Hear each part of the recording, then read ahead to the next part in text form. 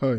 एक लड़की उसके कज़न से वॉइस नोट आता है। वो वॉइस नोट सुनने के बाद वो लड़की तुरंत पुलिस को फ़ोन करती है और फिर पुलिस तुरंत उसके कज़न के घर जाती है। वहाँ जाके पुलिस को 2 लाशें मिलती है और वो लड़की जिसने वॉइस नोट भेजा था वो गायब थी। अब आप सोच रहे होंगे कि इस वॉइस नोट में ऐसा क्या था, किसकी लाशें मिली थी, कौन थी वो लड़की और वो कहाँ गई। जब मैंने ये केस पढ़ा था तो मेरे जहन में भी सेम सवाल आए थे और जब मुझे सब पता चला it truly left me utterly shocked. So without any further ado, let's get right into it.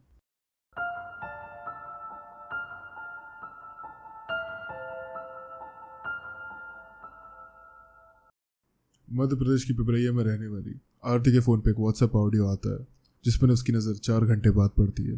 The voice note was from her 15-year-old cousin Kavya. उस वॉइस नोट में था ये कि किसी ने काव्या के फादर और उसके भाई को मार डाला है और दोनों की बॉडीज घर पे है। ये सुनते ही आरती ने अपने पापा को बताया ये सब। उसके पापा ने तुरंत ही अपने कनेक्शन और जानकारी से उन्होंने वहाँ पे पुलिस को भेजा था। अब आप सोचोगे काव्या कौन है और क्या हुआ ये सब, चलिए आगे जानते हैं।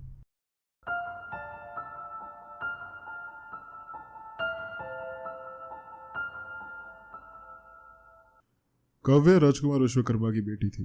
राजकुमार का एक 8 साल का बेटा तनिष्क भी था और उनकी पत्नी का देहांत 2023 में ही हो चुका था। राजकुमार, काव्या और तनिष्क मध्य प्रदेश के जबलपुर में मिलेनियन कॉलोनी में रहते थे। राजकुमार रेलवे के हेड क्लर्क थे जो अपनी पत्नी के जाने के बाद अकेले ही सब कुछ संभाल रहे थे। सब ठीक ही चल रहा था, पर काव्या की एक वॉइस नोट ने राजकुमार के जानने वालों की नींद ही उड़ा दी।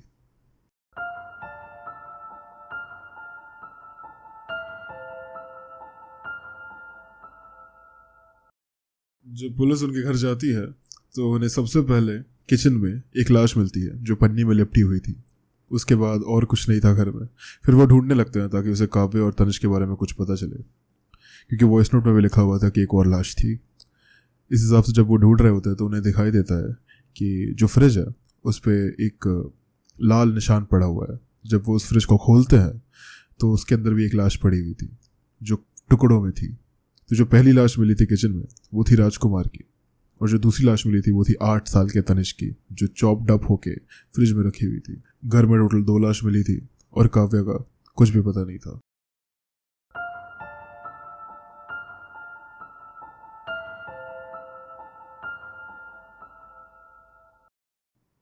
अब पुलिस को काव्या को ढूंढना था।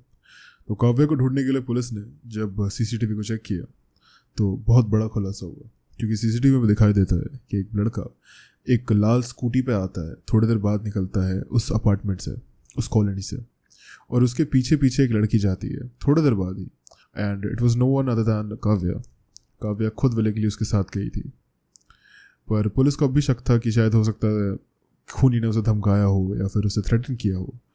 बट कुछ देर बाद उनको ढूंढने के लिए जब पुलिस ने सारी जबलपुर की जितनी सीसीटीवीज थी उनको चेक किया, उन्हें दिखाई दिया कि काव्या और वो लड़का एक ही स्कूटी पे बैठे हुए थे लाल कलर की, और वो लोग एक स्टेशन पे जाके रुकते हैं। वहाँ पे दोनों ने गाड़ी रोकी और उसके बाद एक जगह से एंट्री लेते हैं और दूसरी जगह से निकल जाते हैं। लाइक थोड़ी देर में ही, ऐसा नहीं कि बहुत टाइम लगा हो। वो स्कूटी को रोकते हैं, एंट्री लेते हैं और पीछे के गेट से एग्जिट कर लेते हैं ताकि पुलिस को ऐसा लगे कि उन्होंने वहाँ पे एंट्री ली है और वो रेलवे से कहीं जा रहे हैं। बट ऐसा कुछ नहीं होता। They just trying to get the police off the trail.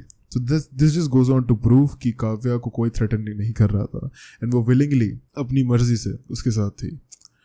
अब जब पुलिस को ये बात क्लियर होती है तो फिर वो पूरी सीसीटीवी को खंगालते हैं और देखना शुरू करते हैं कि वो लोग कहाँ कहाँ गए हैं, कैसे कैसे गए हैं और कौन सा रास्ता लिया है। तो उन्हें पता चलता है कि ये पहली बार नहीं है कि उन्होंने ऐसा कुछ करा था। To put the police off their trail to go to a certain location they change the buses many times, ताकि पुलिस को पता न लग पाए कि वो किस बस से कहाँ जा रहे हैं। और दोनों ये सब कुछ साथ ही कर रहे थे। इनफैक्ट उन्होंने ट्रैवल किया था कैब से, बस से, स्कूटी से, even took a flight to change the location and still police को कुछ पता न लगा और ना पुलिस उन्हें पकड़ पाई। वो 77 दिनों के लिए फरार थे। 77 डेज। यस। उन्होंने बहुत सारी सिटीज़ भी चेंज करे थे, जैसे कि वो जबलपुर से कटनी गए थे, वहाँ से पुणे, पुणे से विशाखापट्टनम, वहाँ से गोवा, फिर मुंबई। इसमें उन्होंने फ्लाइट से भी ट्रैवल करा था, स्कूटी से, जो मैंने आपको सब बताया। पुलिस को जब तक कुछ पता चलता तब तक वो अपनी लोकेशन चेंज कर लेते थे और वो कहीं और चले जाते थे। पुलिस उनके पीछे तक आती, उसके पहले वो अपना जगह चेंज करके कहीं और जा चुके होते थे और वो बच जाते थे। And this went on for 77 days. फिर आप सोचोगे वो पुलिस के हाथ आए कैसे? आइए जानते हैं।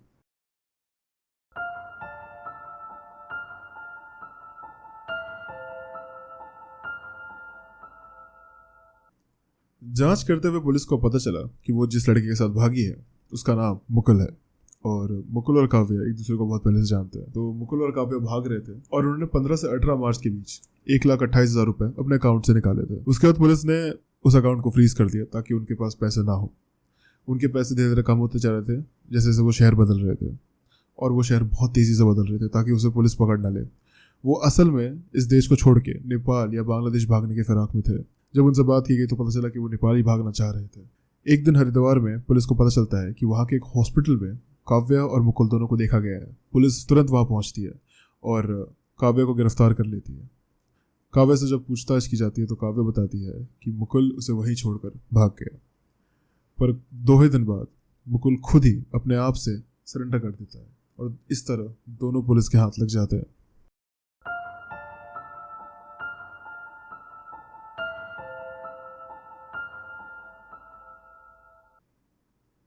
अब जब पुलिस के हाथ दोनों लग चुके थे, it was time for the big reveal कि ये सब हुआ क्यों और किया क्यों। अब तक तो आप समझ गए होंगे काव्या और मुकुल साथ में काम कर रहे थे। तो बात यह है कि दोनों प्यार में थे। काव्या को मुकुल के साथ उसके पापा राजकुमार ने देख लिया था और उसके बाद राजकुमार ने मुकुल पे पॉस्को एक्ट लगवा दिया और उसे अंदर करवा दिया था जेल में, क्योंकि मुकुल की एज एक्चुअली 21 थी और काव्या की age 15। Yes, Kavya was 15 year old and Mukul was 21 year old. इनमें बहुत ज़्यादा डिफरेंस था। एनीवेज, तो ये करने के बाद मुकुल के मन में रिवेंज का प्लान आया कि उसे बदला लेना है, सबसे बदला लेना है, सबको मारना है। ये प्लानिंग वो सितंबर 2023 से ही कर रहा था कि वो राजकुमार को कैसे मारेगा। अब राजकुमार का प्लान ये था कि जब मुकुल बाहर आएगा तो फिर काव्या से उसे झूठी गवाही दिलवाकर, झूठी क्या है, सच ही था ये, बट गवाही दिलवाकर उनकी बेटी से वो मुकुल को वापस जेल भेज देंगे। और मुकुल को जेल जाना नहीं था, इसलिए उसने ये पूरा बड़ा प्लान बनाया। अब आप सोचेंगे कि काव्या के भाई को क्यों मारा। तो काव्या का भाई तनिष्क सिर्फ कोलैटरल में मारा गया। वो विटनेस था और जब उसके पापा को मार रहा था मुकुल, तो वो बीच में आकर रोक रहा था उसे, जिसके कारण उसने उस चॉपर को, जो मर्डर वेपन था, उसे लेकर तनिष्क के सर पे मारा और फिर उसे जान से मार दिया। As I said, murder weapon chopper था। तो टोटल देवर 2 चॉपर्स जो मुकुल ने अपने गराज में रख रखा था। साथ ही साथ उसने ग्लव्स और बाकी चीज़ें भी खरीदी थी जो उसने अपने पास ही रखा हुआ था गराज में। उसने ये सब कुछ ऑनलाइन मंगाया था और काव्या से घर के थोड़े पास ही मंगाया था ताकि उसका कोई एड्रेस ट्रेस ना कर पाए। उसने राजकुमार पे टोटल 10 बार किए थे और तनिष्क पे 6 बार। और मैं आपको बता दूं वापस से कि तनिष्क की उम्र सिर्फ 8 साल की थी जब उस पर 6 बार हुए थे। और ये सब जो घटनाएं हुई थी वो रात के 3 बजे हुई थी। वो काव्या की मदद से घर में घुसा और उसने पहले राजकुमार को मारा, फिर तनिष्क को मारा, और मार के वो भागा नहीं। वो और काव्या मिलके पहले खाना खाया, वहाँ पे कुछ देर रहे वो, उसके बाद वो वहाँ से फरार हो गए। सुबह सुबह जो वो निकले थे, उनकी सीसीटीवी में जो कैप्चर हुआ था वो हुआ था। इसके पहले उसने, काव्या ने, वो वॉइस नोट भेजा था और वो क्यों भेजा था उसका कुछ क्लियरेंस अब तक हुआ नहीं है।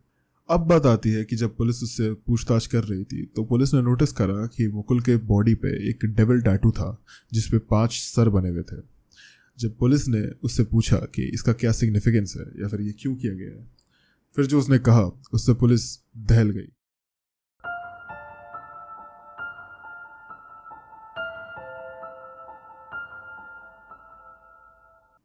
तो मुगल ने बताया कि उसने ये जो टैटू है वो जेल से निकलते ही बनवाया था और ये 5 जो सर है वो सिग्निफाई करते हैं the 5 people he wanted to किल।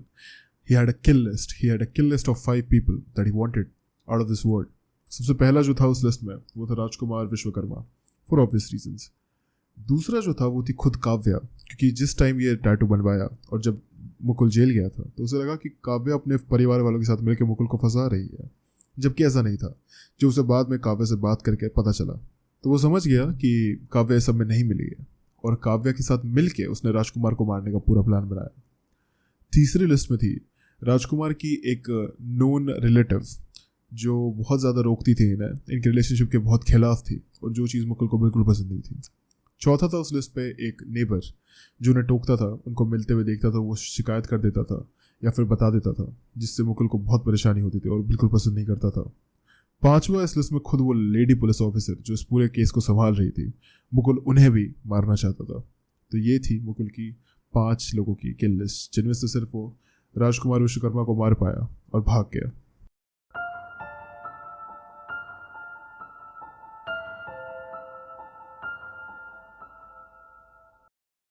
तो ये थी पूरी कहानी उस खौफनाक खून की जो प्यार में किया गया था या बदले की आग में, वो तो मुझे नहीं पता। but all we know there is no reason that can justify this. Sometimes reality is stranger than fiction, and इस घटना के लिए ये चीज़ बिल्कुल सही है. इनकी सज़ा तो सामने नहीं आई है, पर पुलिस के पास सबूत हैं जो इनको प्रॉपर पनिशमेंट दिलवा सकते हैं जो ये डिजर्व करता है. This case was wrong on so many levels that I can't even fathom, but at least वो पकड़े गए हैं एंड तनिष्क और राजकुमार को उनका जस्टिस मिलेगा. Anyways, so this was all for the case. I hope you all liked it. मुझे बहुत मेहनत लगी इसमें रिसर्च करने के लिए, क्योंकि पता नहीं इसके बारे में इन्फॉर्मेशन ज़्यादा मुझे मिल नहीं रही थी. But I tried. I hope you all liked it. If you did, please drop a like, subscribe to my channel and share it with your friends.